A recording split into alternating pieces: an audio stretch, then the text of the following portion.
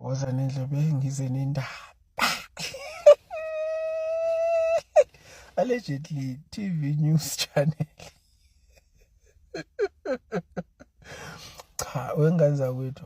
Angazi ukuthi niyaqaphela yini ukuthi njalo mangabe kunendaba esematheni serious. These paperboards they will come with some stories trying to sway our attention away from the current affairs. Bafune sinake into engekho okwama fake news. Angithi bekulokhu kukhulunywa lento ke kaMkhwanazi noMchunu noMatlala noKatiso yonke lenyakanyaka lo Kenny Kunene. So mawuthi uyezwa how uthi uyabhala uyapost sekunama comment awuthi kube kuyokwenziwa iraid kwaDudu Umnyeni kwatholakala 18 million kwisafe umfana kaDudu Umnyeni uthi yena hayi 5 million akawazi hayi u2 million akawazi hayi enye imali uma wakho athi ayifake account ni JG Zuma Foundation. Bakhuluma zonke lezi zinto lezi futhi each and every time there is crime that has been revealed in South Africa, because each and every time njengoba ngisho nani niyazi always they will always try to sway us away from that ebese bezofaka uZuma nje la akangeni khona. Abaqaphelayo besilokhu siqaphela nje thina abanye uma ngabe kunama interviews akhona lapha yana uVuyo Mvoko will always bring in MK nala engangeni khona. Avele nje avele khona lapha engabona khona bekhuluma noZiyanda. I don't know who was interviewing who lapha. Ngathi ngibona I think uVuyo waye interviewer uZiyanda because uZiyanda is always on the field.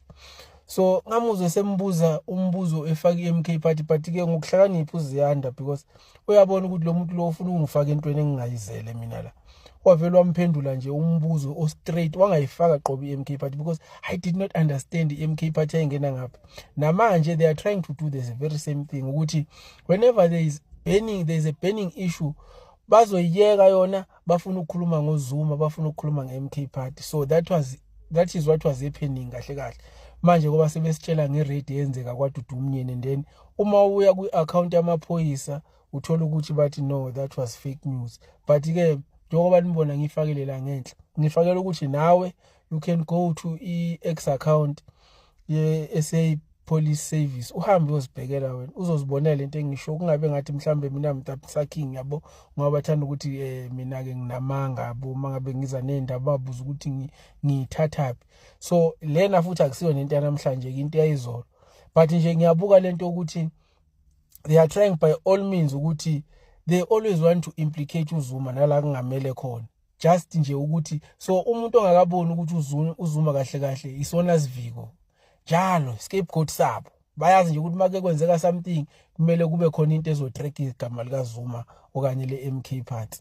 So ake nizame nalo ukuthi ngenivula amehlo manje ngenibone manje izinto manenza ngangifuni njalo wonke into ekhulunywa nansi naxuma hey uZuma awubuke now what is happening around and then uthola uqinisekisa indaba esuke ikhulunywa wavela uthatha indaba and run with it. Ngeke ngaphendula nje kuleya muntu obekhuluma le yanto leya ngizama ukumbonisa nje kodwa bengingakazi ukuthi kahle kahle le yanto leya was fake. Nekushuthi kahle kahle umqondo wami uyasebenza ngoba ngimphendule kahle futhi ngoba phela ngiyazi mina uma kunendaba ekhona always bazoza nepropaganda namanga.